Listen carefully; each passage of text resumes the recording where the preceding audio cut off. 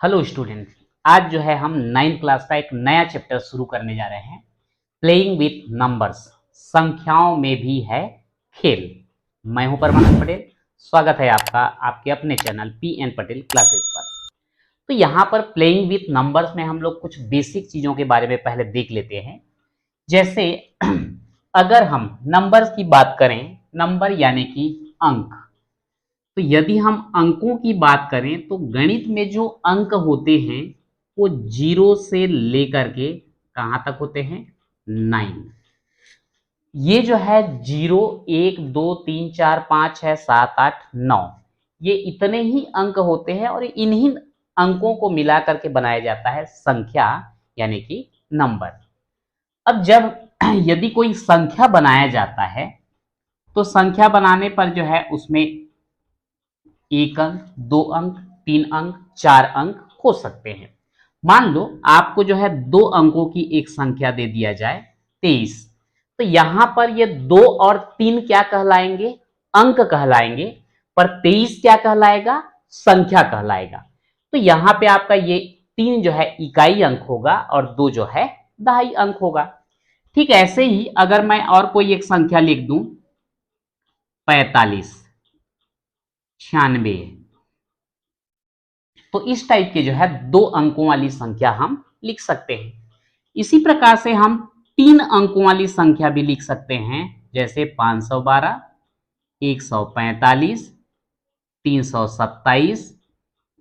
तो ये जो है ऊपर वाला 2 अंकों की संख्या है, ये नीचे वाला जो है 3 अंकों की संख्या है।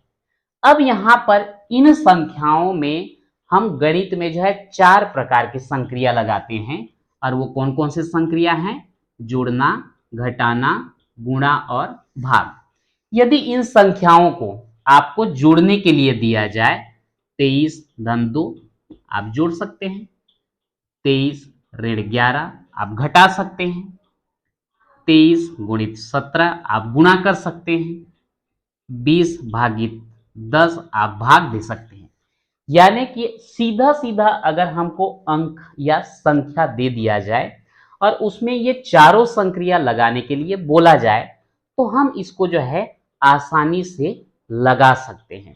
लेकिन यदि यही जो है हमें चर राशि के रूप में जो है दे दिया जाए, कोई भी वेरिएबल के रूप में दे दिया जाए, तो उस कंडीशन में जो है हम आसानी से उसका मान ज्ञात नहीं कर पाते हैं। जैसे चर राशि जो है हमको दे दिया जाए ए, बी, सी, डी, इस टाइप का दे दिया जाए और आपको यदि बोल दिया जाए यहां पर जो है A B C D single अगर हम लोग लिख रहे हैं तो हम ये मान करके चलेंगे कि ये किसको प्रदर्शित करते हैं? इकाई अंक को प्रदर्शित करते हैं। और ये इकाई अंक को प्रदर्शित करते हैं तो कहां से कहां तक? 0 से लेकर के 9 तक ही अंकों को ये प्रदर्शित कर पाएंगे। यदि हम 2 अंक वाला लें, मान लो लिख देते हैं ए बी, कहीं लिख दिए पी क्यू या फिर एक्स वाई, तो ये जो है आपके 2 अंक वाली संख्या को प्रदर्शित करेंगे। यहां पर बी, क्यू, वाई ये सब किसको दर्शाएंगे? इकाई अंकों को। जबकि ए, पी, एक्स ये किसको प्रदर्शित करेंगे? दहाई अंक को प्रदर्शित करते हैं। अब यहां पर अगर आपको बोला जाए कि आप जो है ए बी और एक्स वाई को जो है जोड़ करके बताइए, तो फिर यहां पर एग्जैक्ट हमको बताना जो है मुश्किल होगा कि भाई यहां पर बी जो है किसको प्रदर्शित कर रहा है, किस अंक को प्रदर्शित कर रहा है, वाई जो है किस अंक को प्रदर्शित कर रहा है, ये हम एग्जैक्ट नहीं बता सकते। जिस प्रकार से अगर कोई संख्या होता है, मान लो संख्या एक दिया गया है 23, तो यहां पर 23 को अगर हम विस्तारित रूप में लिखें तो इसको आप क्या लिखेंगे?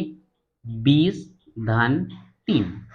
और 20 धन 3 को और आप क्या लिख सकते हैं? 2 गुणित 10 धन 3 गुणित 1। अब ऐसा क्यों? ऐसा इसलिए क्योंकि यहां पर 2 जो है, अच्छा इसको मैं थोड़ा सा और सिंपल कर देता हूं। यहां पर है आपका 2 यानी कि दहाई अंक, मैं ऐसा लिखता हूं इसको दहाई अंक गुणित 10 धन इकाई अंक। ठीक है, मतलब कोई भी नंबर लिखने के लिए हमारा ये तरीका होता है, क्या? दहाई अंक गुणित 10 धन इकाई अंक, चाहे तो गुणित 1 लिख सकते हैं क्योंकि 1 का गुणा करने पर कोई अंतर नहीं आता है। इसी प्रकार अगर हम इसको लिखें 512 को, तो इसको आप विस्तारित रूप में क्या लिखेंगे? या आप लिखेंगे 500 धन 10 धन 2। और थोड़ा सा सिंपल अगर करना चाहें तो ये हो जाएगा 5 गुणित 100 धन 1 गुणित 10 धन 2 गुणित 1। अब यहां पर ध्यान रखिए 5 क्या है? सैकड़ा का अंक है। 1 क्या है? दहाई का अंक है। और 2 क्या है? इकाई का अंक है। तो ये जो संख्या है आप कैसे इसको दर्शाएंगे? आप इसको लिख सकते हैं सैकड़ा अंक गुणित 100। मतलब सैकड़ा के स्थान में जो भी अंक है उसको आप लिखेंगे और उसको 100 से क्या कर देंगे? गुणा कर देंगे। धन दहाई अंक गुणित क्या? 10। मतलब दहाई के स्थान पर जो भी अंक रहेगा उसको आप 10 से क्या कर देंगे? गुणा कर देंगे। और लास्ट में इकाई अंक को किससे गुणा कर देंगे? 1 से गुणा करेंगे। तो जिस प्रकार से यहां पर ये संख्याओं को जैसा हम लिख रहे हैं, सेम उसी तरीके से ये जो चर राशि के रूप में दिया गया है उसको भी आप लिख सकते हैं। कैसे? मान लो आपको दिया गया है ए बी, तो उसको विस्तारित रूप में आप कैसे लिखेंगे? a into 10 plus B into 1।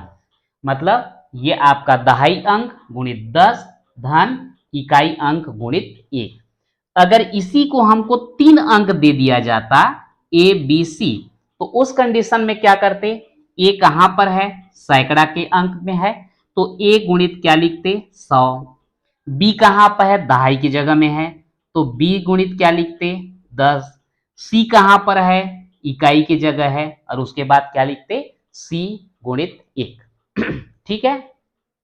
अब यहां पर जो है मैं एक और नंबर लेकर के आपको बताता हूं। मान लो कहीं पर लिख दिया गया है 123 और एक जगह हम लिख देते हैं ए बी सी, तो ये दोनों में जो है हमको क्या संबंध दिखाई देता है? दोनों में केवल एक संबंध हमको ये समझ में आता है कि ये भी 3 अंकों वाली संख्या को प्रदर्शित कर रहा है और ये भी 3 अंक वाली संख्या को प्रदर्शित कर रहा है। हाँ, ये अलग बात है कि इसमें स्पष्ट है कि अभी इकाई की जगह में कितना है? 3 है, दहाई की जगह में 2 है और सैकड़ा की जगह में 1 है। लेकिन यहां पर ए बी सी तो है, पर ये ए बी और सी जो है 0 से लेकर के 9 तक के कौन से अंक को प्रदर्शित करते हैं, ये जो है क्लियर नहीं है। आप इसको विस्तारित रूप में लिखें तो आप ऐसा लिख सकते हैं कि 1 गुणित 100 धन 2 गुणित 10 धन 3 गुणित 1। आप विस्तारित रूप में ऐसा लिख सकते हैं। और यहां पर इसको क्या लिख सकते हैं आप? a गुणित 100 b गुणित 10 धन c गुणित 1। पर अभी तक हमको ये नहीं पता कि a b और c जो है प्रॉपर किस डिजिट को, किस अंक को जो प्रदर्शित कर रहे हैं, ये हमको अभी फिलहाल नहीं पता है। लेकिन इस टाइप का जब क्वेश्चन आता है तो हम उसको कैसे हल करेंगे, आइए देखते हैं। एक क्वेश्चन लेते हैं, P, P और P तीनों को अगर हम प्लस करें तो यहां पर आ रहा है QP। तो इसमें P व Q का मान जो है ज्ञात करना है। तो एक काम करते हैं, ये जो ऐसा दिया गया है उसको हम क्षैतिज में लिख लेते हैं, P plus P plus P equal QP। अब यहां पर देखिए P plus P plus P तीनों को जोड़ेंगे तो कितना आ जाएगा? ये आएगा 3P।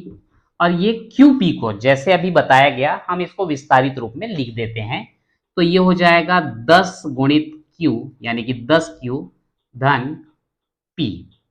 P गुणित 1 लिख सकते हैं पर जरूरत नहीं है।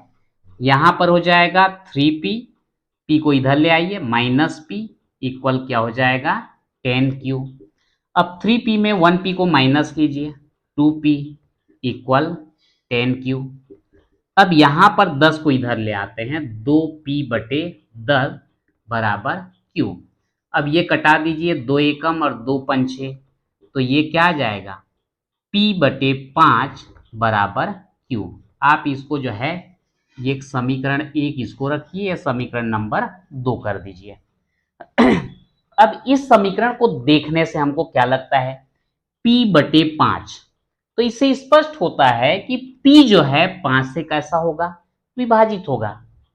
यहां लिख देंगे, यहां p 5 से विभाजित होगा। p का ऐसा मान प्राप्त होगा। ठीक, कहने का मतलब हमको p का ऐसा मान प्राप्त होने वाला है जो 5 से कैसा हो, विभाजित हो। तो 5 से विभाजित होने वाला कौन कौन सा संख्या आएगा, जो 5 के पहाड़े में आता है, यानी कि 5 एकम 5, 5 का पहाड़ा बोलने से 5, 10, 15, 20, ये सभी जो है आते हैं। लेकिन आपको शुरू में ही बताया गया था कि आप ए से लेकर के जेड तक अगर हम कोई भी अक्षर लेते हैं तो वो जो है किसको प्रदर्शित करने वाला है, 0 से लेकर के 9 तक केवल सिंगल डिजिट को, एक अंक को प्रदर्शित करना है। तो यहां पर 5 का पहाड़ा जो लेंगे, जो एक अंक वाला है, तो क्या है, केवल 5 है। तो इसलिए जो है यहां पर p का मान क्या हो जाएगा, 5 हो जाएगा। यहां पर मैं इसको थोड़ा सा मैं दूसरे तरीके से लिख देता हूं। यहां p का ऐसा मान संभव है जो 5 से विभाजित हो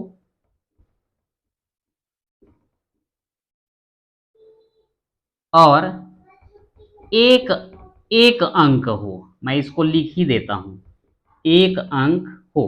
अतः p बराबर 5।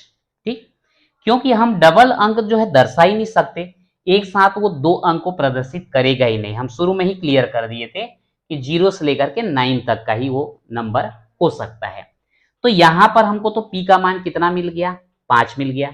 यदि p का मान 5 हो जाता है तो इस कंडीशन में समीकरण 2 से हमको क्या मिलेगा, ये समीकरण 2 में हमको p/5 बराबर q है, और p का मान अगर हम 5 कर दिए तो 5/5 बराबर q, या फिर यहां पर q बराबर 5 से 5 को कटा दिए तो कितना मिला, 1।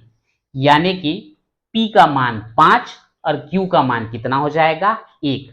अब ये सही है या नहीं, अगर इसकी हम सत्यता की जांच करना चाहें तो आप ये समीकरण 1 में रख के देखिए। यहां पर p और p के जगह अगर हम कितना रखें, 5 धन 5 धन 5, और यहां पर q के जगह कितना रखेंगे, 1, और p के जगह कितना रखेंगे, 5।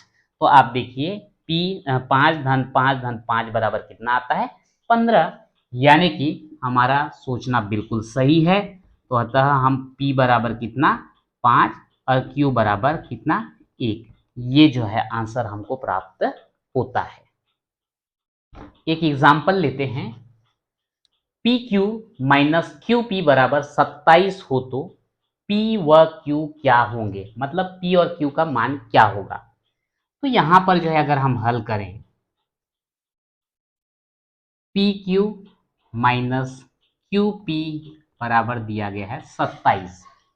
जैसे कि बोला गया था कि आप इसको विस्तृत रूप में लिख दीजिए, तो ये क्या हो जाएगा, 10p ऋण q, और ये हो जाएगा 10q, सॉरी यहाँ पे माइनस नहीं प्लस, 10p धन q, और ये हो जाएगा 10q धन p बराबर कितना, 27। ये हो जाता है 10p धन q ऋण 10q, और ये हो जाएगा ऋण p बराबर 27। अब यहां पर 10p ऋण p यानी कि 1p है, ऋण 10q, और ये हो जाएगा धन q बराबर 27।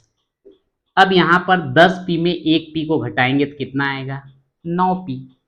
10q में 1q को घटाएंगे तो कितना आएगा 9q।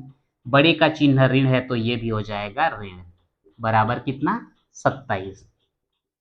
अब दोनों में से 9 को कॉमन ले लो तो p ऋण q बराबर कितना 27। p ऋण q के साथ में 9 का गुणा हो रहा है, दूसरे साइड ले जाएं तो भाग हो जाएगा।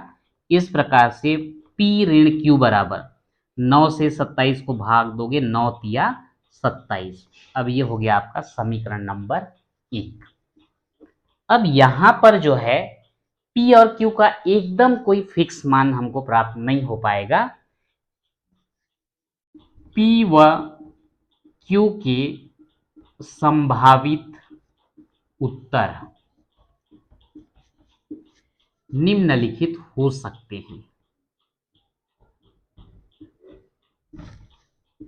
वो कैसे? पहला कंडीशन तो ये हो सकता है कि अगर आप यहां पर P की जगह कितना रख दें 9, कितना रख दें 9, सॉरी 9 नहीं अगर हम यहां पर, हाँ ठीक है 9 रख सकते हैं। अगर P का मान हम कितना रख दें 9, तो यहां पर जो है 9 में कितना घटाओगे तो 3 आएगा।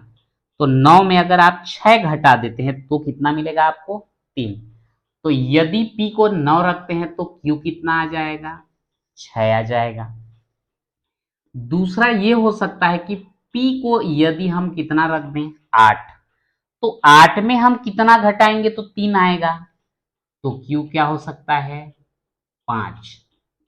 तीसरा कंडीशन ये हो सकता है कि अगर हम P को कितना रख दें 7, तो 7 में कितना घटाने पर ये 3 आएगा, Q का हो जाएगा 4। या फिर P बराबर हम लिख दें 6, तो Q बराबर कितना 3। अगर हम P का मान जो है 5 रख दें तो Q का मान कितना 2। यदि हम P का मान जो है 4 रख दें तो Q का मान कितना 1। और यदि हम P का मान जो है 3 रख दें तो Q का मान कितना हो जाएगा 0। यानी कि 3 में 0 घटाएंगे, 3 में 0 घटाएंगे तो 3। तो इस प्रकार से ये 7 उत्तर जो है संभावित होता है। तो ऐसे में एकदम फिक्स आंसर हम नहीं दे सकते। कई जगह ऐसा होता है कि फिक्स आंसर हमको मिल जाता है और कई जगह जो है ऐसे संभावित उत्तर हमको प्राप्त होता है। तो ये जो है एक इंट्रोडक्शन के साथ साथ हल्का फुल्का जो है क्वेश्चन हमने लिया था। तो आज के वीडियो में इतना ही, मिलते हैं नेक्स्ट वीडियो में।